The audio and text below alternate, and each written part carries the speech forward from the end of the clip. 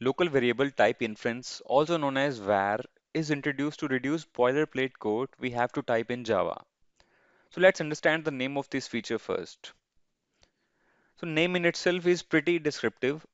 So local variable means it deals with local variables only, meaning variables inside a method. And type inference means Java compiler infers the type for you instead of us writing the type. Let's see one example in IntelliJ. So I have this class and one method var demo. Let's just say that we have local variable name and its value is Ajay. Now, with this feature, you can replace string with var. If you go to the decompiled version of this class, you will notice that compiler automatically infers the type of this variable name from the right hand side, which is a string.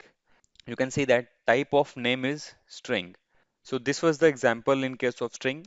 So let's just say that we have one more local variable.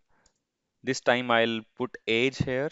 Now in my decompiled version, the type of age would be integer. So let's just go there and check. Yeah, you can see that. In my decompiled version, I have type of age as integer. The important thing to keep in mind here is local variable type inference feature is 100% compile time. So this has no side effects in terms of bytecode, runtime, or performance of our JVM. Now let's see how our code will change. You can see that I have this code snippet wherein I have the types of URL, URL connection, and buffered reader. With introduction of var, this code will change to, yeah, you can see that. On the left hand side, we have replaced our types with var. Compiler will judge the type of our variables from the right hand side. So one thing you will notice here is I have changed the name of our variables. For example, from URL to Google URL, from reader to data reader. We have made our variable names more appropriate. So this should be the practice to follow with var keyword because developers who will read your code must be able to understand the type, whether by looking at the right hand side or from the variable name. From this code snippet, we can see that we have some benefits of using local variable type inference. For example, it reduces the verbosity and mitigates the boilerplate code. Now let's check if var is a Java keyword or a reserved type. Adding a new keyword in Java is a big change, as we know that keywords in Java cannot be used as identifier. For example, class is a keyword and I cannot use class as any identifier. So var is added as a reserved type identifier and not a keyword. Hence, you can use var as a variable name also. For example, this is pretty fine. There isn't any issue if you use var as your variable name. But if you try to use any keyword as your variable name, you'll get compile time error. So what do you think is the actual reason for making var as a reserved type name? So this is for giving us the backward compatibility. So this means your existing code will continue to compile if you have used var as an identifier. In my code, so if you use var, this will compile fine. You'll not face any issue. But if you use any keyword, let's just say class, so you'll get compilation issues. If you change this to string or any other form, you'll get compilation error. You cannot use any keyword as your identifier. We may have not noticed earlier, but type inference is already there in Java before Java 10. So in Java 7, while instantiating collections, we don't have to give type of collection in the diamond operator on the right side.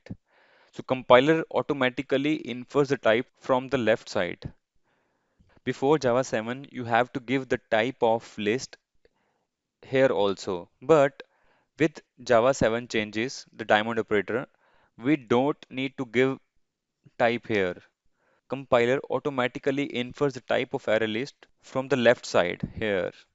But you have to keep in mind that when we are using var keyword, compiler is inferring value from the right side. So apart from Java 7, in Java 8, if you are using comparator and lambda expression, then you don't need to give the type of objects on the right side. Yeah, you can see that.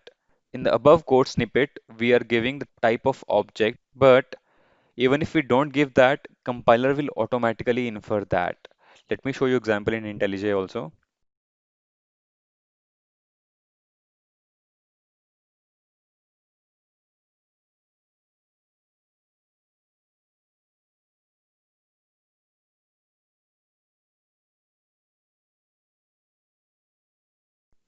Yeah, you can see that. So this is the comparator, but we are providing the type here for E1 and E2 as employee. Even if we remove this, this will work fine. So this is nothing but type inference. Okay, I hope you got my point. Now coming to the usage of var, you can use var as a local variable inside a method only. And if you try to use var as an instance variable, you'll get a compilation error. Secondly, it can be used in a try with resources. And lastly, you can use var inside a loop. Let's go to IntelliJ and give you demo for that. I'm using var name as Ajay. So this is inside my var demo method. So this will work fine. But if I try to use var as an instance variable outside my method at class level, you'll get a compilation error. So you can see that this cannot resolve symbol var. Another use case for var is usage inside a try with resources.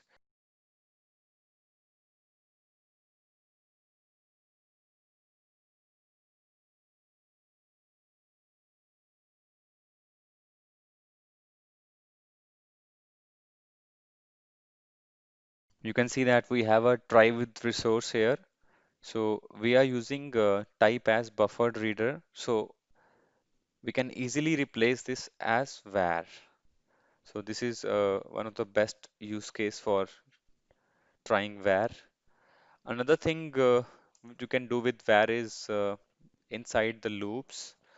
Let's just say that we have a list of integers.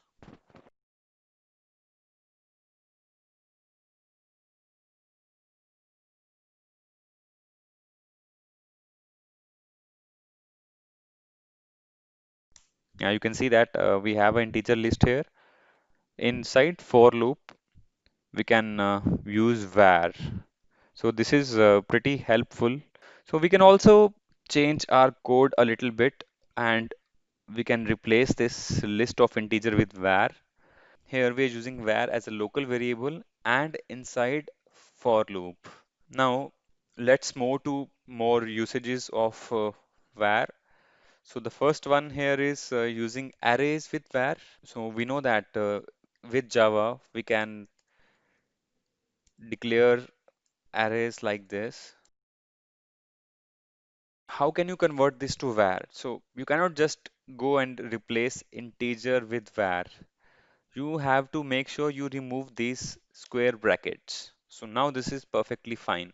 Another thing to keep in mind is the type of this numbers is integer array. If you go to the decompiled version also, you will see that compiler has inferred the type as integer array. If you try to change the value at runtime, now you can see that you'll get a compilation error. So since compiler has inferred the type as integer, you can assign only the integer value. Another very important way by which we declare integers nowadays in Java is so if you change int to var, this doesn't compile because the right hand side doesn't have its own type. Okay, now let's move on to the next part using ternary operator with var. So with ternary operators, we can use different type of operands on the right side. Let me give you an example.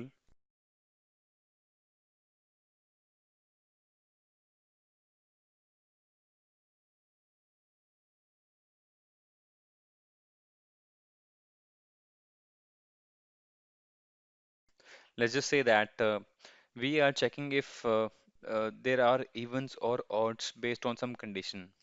With ternary operator, we can have different types of operand on the right hand side.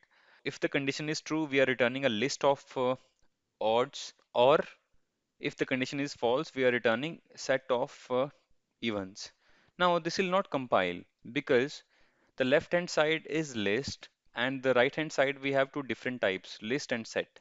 So if we change our list to collection, this will compile. We can change this to object also, but you have better option with var keyword here. What you can do is you can replace this collection or evens or odd as var. The advantage of using var is you don't have to provide the type even while iterating.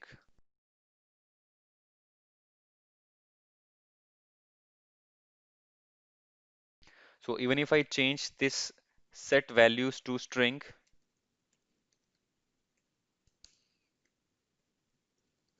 var is quite helpful in this scenario also. Another case you can consider is you can use var if on some condition you have to provide some integer value or some string value.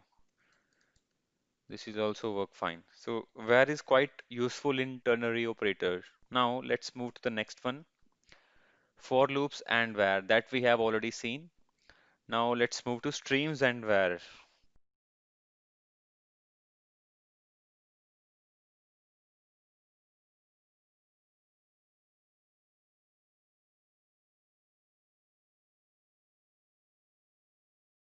You can see that I have a stream of numbers, and on that stream I'm filtering if the number is even, and then later I'm printing the numbers.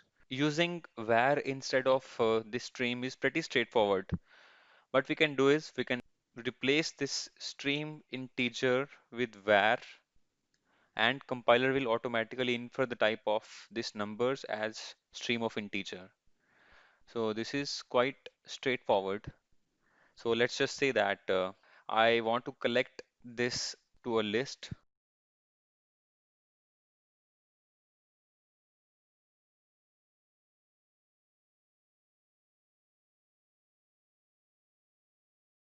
And you can see that we are collecting the even numbers into a list, and then in the for loop we are providing the square of the even number. So what you can do is instead of this list integer, you can use var, and inside the for loop we have already seen var. So you can see that var has drastically reduced our code verbosity, making our code look more cleaner. Now the next feature is try with resources that we have already seen. You can use final with var so that we cannot assign anything else to name. So if I go and try to assign some other value, you'll get a compilation error that cannot assign a value to final variable. Var cannot be used without initializer. For example, if I go and try to use var without initializer, you'll get a compilation error. So you have to initialize something whenever you are using var. This is it from the introduction of var. Now we'll move to the guidelines that we need to keep in mind while using var.